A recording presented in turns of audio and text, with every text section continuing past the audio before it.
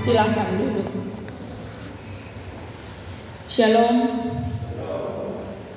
Salam Kakak Wempi, salam Kakak Yane. Puji Tuhan, akhirnya kita tiba pada hari ini ya. Hari yang Tuhan siapkan buat Kakak Yane dan Kakak Wempi untuk memulai sebuah kehidupan yang dikuduskan oleh Tuhan. Kekasih Tuhan sekalian, untuk hidup bersama tentu tidak mudah. Dalam persekutuan bergereja, dalam kehidupan kelompok berkeluarga, komunitas-komunitas kecil maupun besar, yang namanya hidup sama-sama itu pasti perlu diatur. Ya, kalau dulu bapak masih kecil, bapak mau main sikidoka, ya, pasti bapak seomong memang dengan aturan. Jaris boleh kena di garis, lempar dia punya batu era hanya boleh 1 kali, atau beberapa aturan main. Jadi boleh ada yang istilahnya main pericuk. Kalau pericuk kalah, ya itu dulu waktu masih anak-anak yang masih kecil, kita sudah belajar dengan menata hidup. Dalam bersama-sama harus ada yang diatur. Nah, demikian juga dengan kehidupan pernikahan. Walaupun waktu bilang ini waktu sudah lalu basayang, dan karena basayang orang tua mari tolong urus untuk kotong bisa hidup bersama, menikah. Tetapi kalau menikah itu tidak diatur baik-baik, pasti ada yang main pericuk, ya, pasti ada yang merasa kalah, ada yang merasa menang.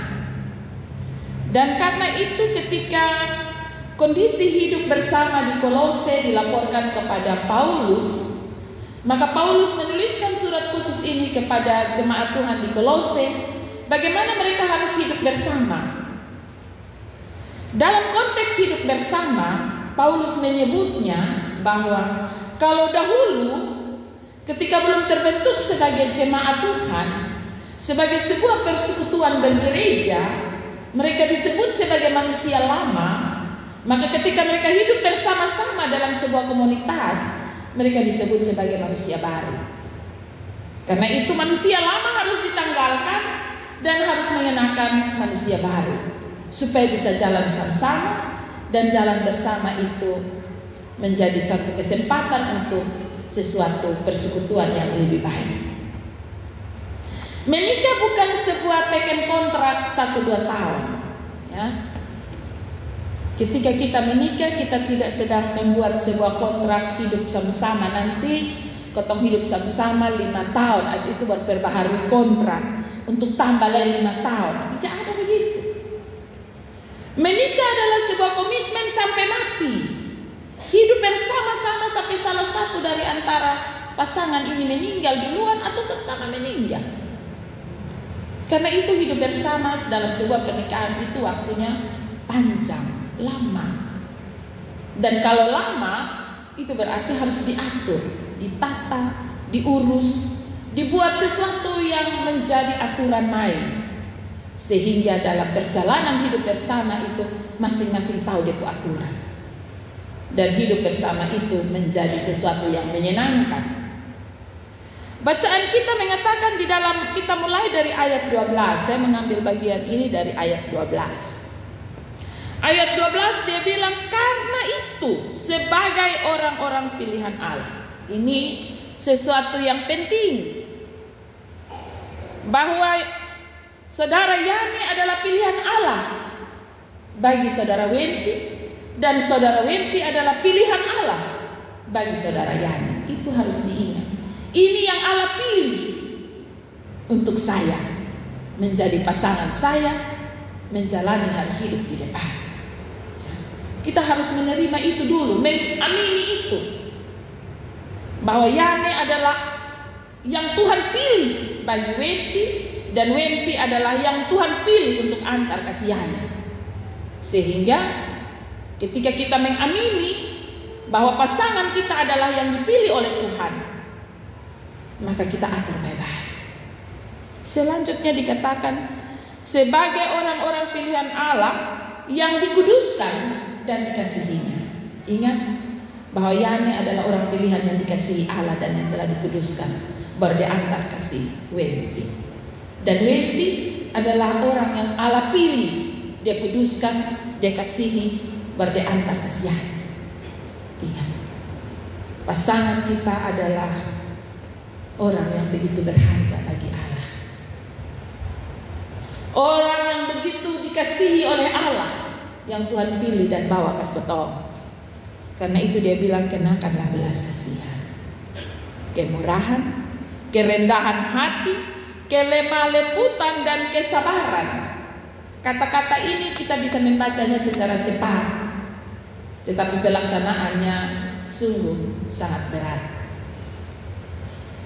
Ketika kondisi baik-baik saja, maka belas kasihan akan menjadi hal yang mudah, saling mengasihi. Tapi ketika baku marah, kau masih bisa belas kasih, memiliki belas kasihan atau tidak? Ya. Ada orang yang pernah bertanya, saya pernah membaca satu kalimat bijak. Seorang bertanya kepada orang bijak, dia bilang, kenapa saat orang saling mencintai dong babisi, tapi ketika mereka marah dong teriak? Padahal dong ada sama-sama. Ya. Kalau orang terlalu basayang itu dong babisiksa. Ya, main mata sebegini mantua suka mantua minta kopi. Ya, tahu. Tapi kalau marah suka teriak, soalnya ada kopi kok. Itu pun tidak dilaksanakan. Suaranya padahal dikencangkan. Kenapa? Orang bertanya pada seorang bijak, dan orang bijak itu mengatakan, ketika orang saling mengasihi, hati mereka menyatu, sehingga tidak perlu dengan kata-kata mereka tahu arti dari apa yang disampaikan oleh kekasihnya.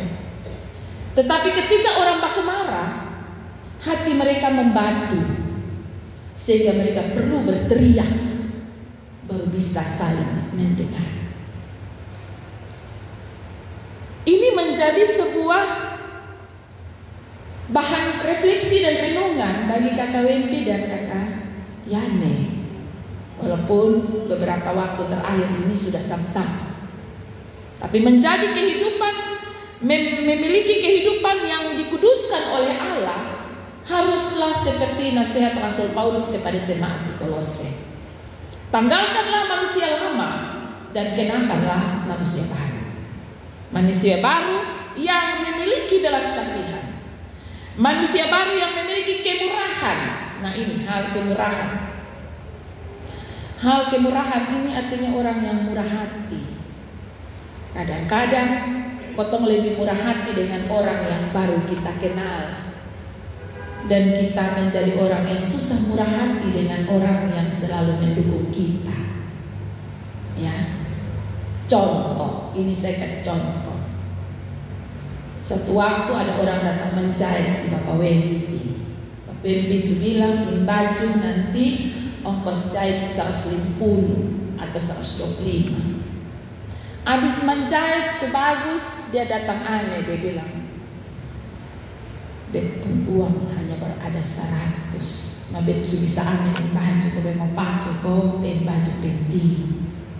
Bapak Wempi bilang, lihat sendiri juga. Bapak Wempi bilang, dia bawa su, mak ingat nanti dia pun 25 ingat kau datang. Apakah Bapak Wempi akan ditagih itu sisa 25.000? Pasti lama-lama juga lupa buang.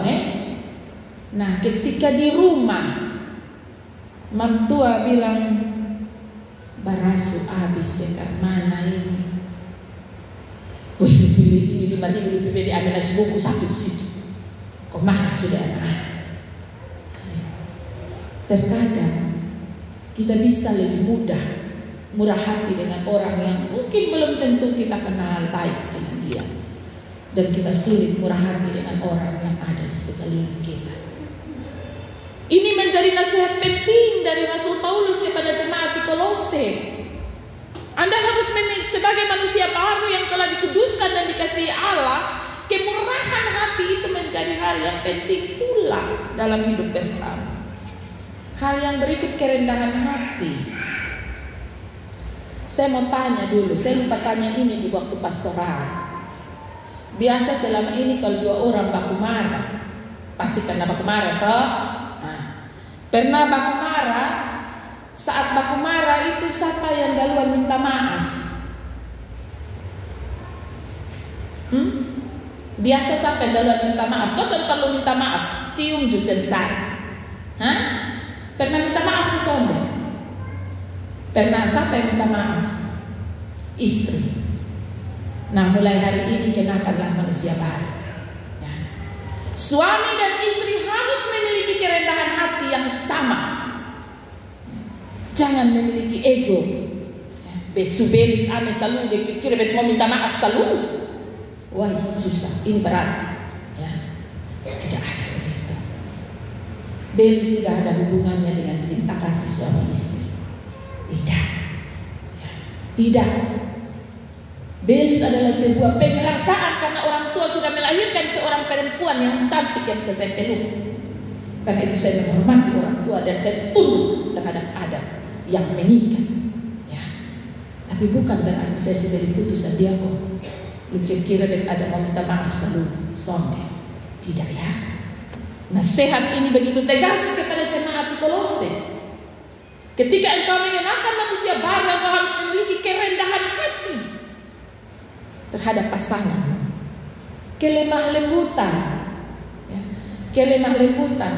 Selama ini Bapak Wempi panggil, setelah sudah ada 2 buah hati, Bapak Wempi panggil Mak Yani, panggil apa bilang? Biasa panggil apa? Mama. Kakak Yani panggil Bapak Wempi panggil apa? Bapak. Nah, panggil Bapak dan Mama. Satu panggilan yang baik ya sebagai suami istri. Kadang-kadang ini panggilan ini berubah sesuai kondisi. Kalau lagi doi banyak, ba. Ya. Kalau mulai krisis moneter, pakai bak sekali. Sebenarnya pilutuli. Ingat firman Tuhan menasihati. Kelemah lembutan menjadi resep yang baik bagi sebuah kehidupan bersama suami istri. Bayangkan kalau suami lagi marah-marah, kemudian kita senyum dan dia berkata, kira-kira dia bersikap karmana, dia masih marah ke sonde, pasti dia berhati jadi noe, atau mantua ada cerewet mati pumbar membab Wempi senyum dia Mak Yani bertuima, kira-kira masih cerewet dengan marah-marah ke sonde, pasti beda, ya. Itu karena apa? Karena ada roh kelemah lembutan. Milikilah roh kelemah lembutan, milikilah kesabaran. Dan ini menjadi sesuatu yang baik. Ini menjadi alat ukur sebuah kehidupan manusia yang baru. Karena yang disebut manusia lama itu kalau kita baca di ayat 8. Ayat 8 dia bilang, tetapi sekarang buanglah semuanya ini. Marah, geram, kejahatan, fitnah, kata-kata kotor. Jadi kalau kita sudah mengambil keputusan bahwa kehidupan kita ke dalam rumah Tuhan untuk dikuduskan, maka kita harus menanggalkan. Dia bilang di sini, buanglah semuanya itu, tanggalkan semuanya itu, semua kehidupan lama kita, dan kita kenakan kehidupan yang baru.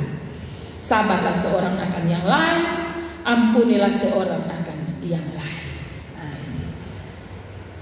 Kita sabar, kita saling mengampuni, dan ayat 14 menjadi sentral dari perikop ini, yaitu kenakanlah kasih sebagai pengikat yang mempersatukan dan menyempurnakan. Kenakanlah kasih, kasih yang tidak lekang oleh waktu, yang oleh Kidung Agung dia bilang kasih yang meskipun air yang banyak tidak dapat memadamkannya.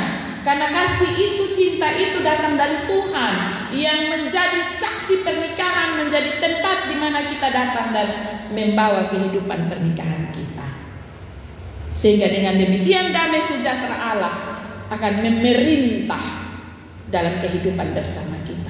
Di ayat 15 ya, damai sejahtera Allah akan memerintah di dalam hatimu, karena untuk itulah kamu dipanggil. Perkataan Kristus diam di dalam kehidupan kita. Kalau perkataan Kristus yang diam dalam kehidupan kita, maka semua yang kita perkatakan adalah sesuatu yang membawa damai sejahtera bagi pasangan, bagi seisi rumah kita. Karena itu, kekasih Tuhan sekalian, terutama Kakak Wempi dan Kakak Yane, semua yang telah menjadi nasihat-nasihat selama ini yang kita sudah pelajari dari dalam keluarga kita, di mana kita terbentuk di tengah melalui apa yang dilakukan dan kita pelajari dari orang tua. Jika itu kita pernah mengalami trauma atau sesuatu yang tidak baik, kita tinggalkan. Yang baik kita bawa dalam rumah kita untuk kita pakai sebagai sesuatu yang menyenangkan hati Tuhan dan menjadi berkat bagi rumah tangga kita. Tuhan Yesus memberkati firman-Nya, memberkati saya dan saudara. Amin.